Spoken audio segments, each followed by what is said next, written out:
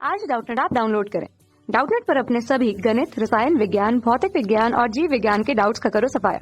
बस प्रश्न की फोटो खींचो, एक ही प्रश्न को क्रॉप करो और तुरंत वीडियो सोल्यूशन पाओ। अभी डाउनलोड करें। प्रश्न है कि जीवित कार्बन युक्त द्रव्य की सामान्य जो एक्टिवता है वो प्रति ग्राम कार्बन के लिए 15 क्षय प्रति मिनट है। ठीक है, यही एक्टिवता स्थायी समस्थानिक 12C6 के साथ साथ अल्प मात्रा में विद्यमान रेडियो एक्टिव 14C6 के कारण होती है। किसी जीव की मृत्यु होने पर वायुमंडल के साथ इसकी जो अन्योन्य क्रिया होती है जो कि उपरोक्त संतुलन एक्टिवता को बनाए रखती है। ठीक है, हम जानते हैं कि किसी जीव की मृत्यु होने के बाद इसका जो डिकम्पोजिशन है वो होना शुरू हो जाता है, यानी कि बॉडी डिकम्पोज होनी शुरू हो जाती है। तो उसकी जो अन्योन्य क्रिया है यानी कि जो एक्टिवता को बनाए रखने की क्रिया वो समाप्त हो जाती है और इसलिए उसकी एक्टिवता फिर कम होनी शुरू हो जाती है। ठीक है, हमारे पास जो रेडियो एक्टिव नाभिक है 14C6, इसकी जो ज्ञात अर्धायु काल है वो 57 से 30 वर्ष के बराबर है और इसका जो नमूना हमें प्राप्त हुआ है किसी जीवित कार्बन युक्त द्रव्य की नमूने की जो एक्टिवता हमें प्राप्त हुई है उस हिसाब से इसकी सन्निकट आयु की गणना की जा सकती है। कहने का अर्थ ये है कि जैसे कि कोई हमें जीव प्राप्त हुआ है काफ़ी बहुत पुराना है, ठीक है, तो उसकी हमें कार्बन C14 के अनुसार हम उसकी क्या ज्ञात कर सकते हैं, उसकी आयु ज्ञात कर सकते हैं कि वो कितने वर्ष पुराना है। ठीक है, और यही पुरातत्व विज्ञान में प्रयुक्त होने वाले 14C6 के काल निर्धारण पद्धति का सिद्धांत है। यानी कि जो काल निर्धारण पद्धति यानी कि किसी जीव की आयु कितनी है, ठीक है, यानी कि वो कितने वर्ष पहले से यहाँ पर पड़ा हुआ है, तो उसकी जो समय ज्ञात करने का सिद्धांत है वो यही काल निर्धारण सिद्धांत है। उसको हम कार्बन डेटिंग भी कहते हैं। और यह मानकर कि मोहनजोदड़ो से प्राप्त किसी नमूने की जो एक्टिवता है वो एक्टिवता है 9 क्षय प्रति ग्राम कार्बन है, तो हमें क्या ज्ञात करनी है, सिंधु घाटी सभ्यता की सन्निकट आयु का परिकलन करना है। अब चूंकि हम जानते हैं कि हमारी जो सिंधु घाटी सभ्यता है वो सबसे पुरानी सभ्यताओं के अंदर एक मानी जाती है, तो उस पुरानी सभ्यता की हमें आयु ज्ञात करनी है। अब हमें प्रश्न में दिया है कि जीवित कार्बन युक्त द्रव्य की सक्रियता हमें कितनी दी गई है, 15 क्षय प्रति मिनट। और आज के टाइम पे मोहनजोदड़ो में प्राप्त किसी नमूने की एक्टिवता है 9 क्षय प्रति ग्राम कार्बन।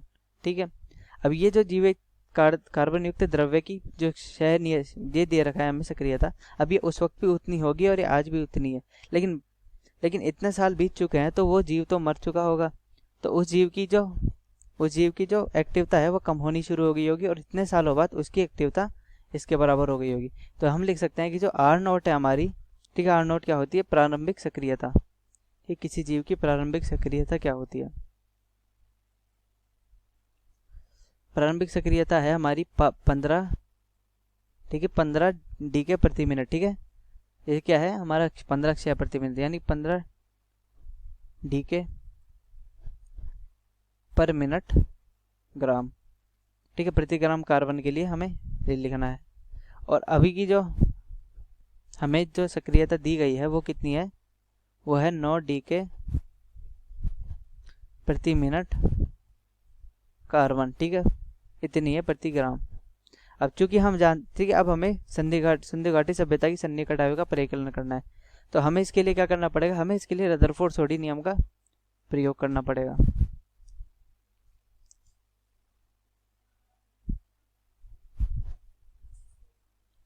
तो हम क्या करते हैं, रदरफोर्ड-सोडी नियमानुसार जानते हैं कि n बराबर n0 e⁻ λt। तो यहाँ से हम लैम्डा का मान हम अर्धायु काल के पदों में रख देते हैं और हमें अर्धायु काल दिया गया है इसके बराबर का। ठीक है, और हमें यहाँ से t का मान पता चल जाएगा कि पहले परमाणु की संख्या कितनी थी और आज परमाणु की संख्या कितनी है, परंतु हमें जो दिया गया है वो परमाणु की संख्या के पदों में नहीं दिया गया। तो इसी रदरफोर्ड-सोडी के नियम को हम कई प्रकार से लिख सकते हैं कि अगर हमें द्रव्यमान दिया है तो m बराबर m0 e⁻ λt भी लिख सकते हैं। अगर हमें कुछ मोलरता या सांद्रता दी हो तो हम जानते हैं कि मोलरता को कैसे लिखते हैं, m बराबर m0 e⁻ λt। और अगर हमें सक्रियता दी हो तो इसके लिए हम लिख सकते हैं r बराबर r0 e⁻ λt। ठीक है, इस प्रकार से हम लिख सकते हैं। तो हमें सबसे पहले कितनी दी गई है, 15। ठीक, माफ़ कीजिएगा, सबसे पहले हमें लिखनी है यहाँ पे। ठीक है, तो ये है हमारी 9 के बराबर, पहले थी 15 तो e⁻ λt के बराबर। ठीक है, तो 9/15, अगर इसको 3 से काटेंगे तो 3 × 9 3/15, तो e raise to power minus lambda T.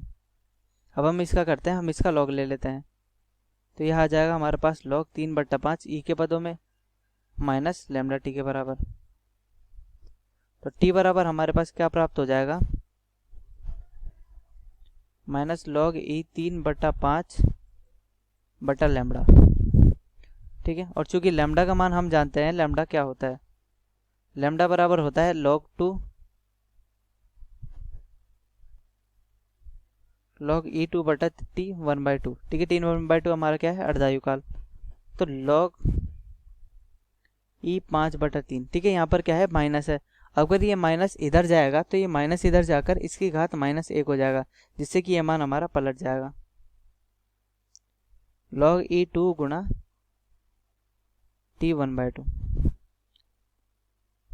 ठीक है, अब हमें log e 5/3 और log e 2 का मान लिखना है। तो आइए देखते हैं उनके मान कैसे लिखेंगे। हम क्या करते हैं, ठीक है, हम क्या करते हैं, log e को log 10 के पदों में बदल देते हैं। तो इसको log 10 के पदों में बदलेंगे तो log 10 क्या होगा हमारा 5/3, क्योंकि हम जानते हैं कि log 10 के मान हम आसानी से याद रखते हैं।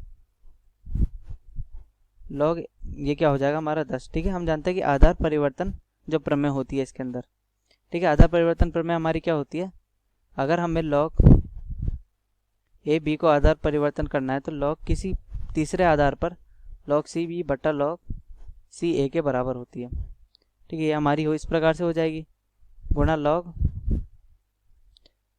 tan ई बटा log tan 2। ठीक है, इससे हमारा कट गया, गुणा में हमारा क्या है t 1/2।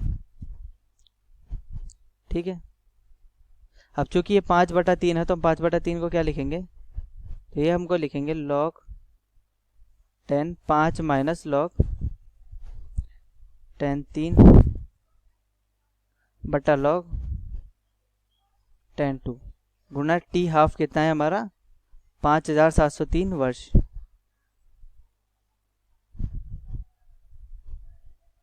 ठीक है, अब हमें किस किस के मान लिखना है प्रश्न में, हमें लिखना है log 5 log 3 और log 2 के। ठीक है, वैसे तो सामान्यतः इनके मान हमें प्रश्नों में दिए गए रहते हैं, अगर हमें कोई प्रश्न हल करने पर ये मान प्राप्त हो जाते हैं। लेकिन अगर प्रश्न में हमको नहीं दिए गए हो तो हमें क्या करना पड़ता है, इनके मान को हमें याद रखना पड़ेगा। तो इनके मान क्या क्या होते हैं मैं बता देता हूँ। इनके मान होते हैं, ठीक है, log 10 5 का मान होता है 0.699 के बराबर, और इसको कभी कभार 0.7 भी हम लिख देते हैं। log 3 का मान होता है 0.4771 के बराबर, और log 2 का मान होता है 0.3010। ठीक है, ये मान क्या होता है हमें याद रखने पड़ते हैं, क्योंकि ज़रूरी नहीं है कि हमको प्रश्न में कई बार दिया हो। ठीक है, अब हम इन मानों को आसानी से रख देते हैं और इस प्रश्न को आसानी से हल कर देंगे। तो इसको हम लिख देते हैं 0.699 माइनस 0.4771 बटा ये हमारा हो जाएगा 0.3010 गुणा 5730 वर्ष। तो यहाँ से हमारा टी का मान निकल कर आता है वो होगा, ठीक है, ये हमारी होगी 4224.2 वर्ष के बराबर। तो अतः हमारी सिंधु घाटी सभ्यता का जो आयु आई है वो क्या प्राप्त हुई, 4.4224 वर्ष, यानी कि हमारी सिंधु घाटी सभ्यता इतने वर्ष पुरानी है। तो इस प्रकार हमारा प्रश्न हल हुआ। कक्षा 6 से 12वीं से लेकर नीट, IIT, JEE वो एडवांस के लेवल तक 1 करोड़ से ज्यादा छात्रों का भरोसा। आज ही डाउनलोड करें डाउटनेट ऐप या व्हाट्सएप करें अपने सारे डाउट्स 8400 400 400 पर।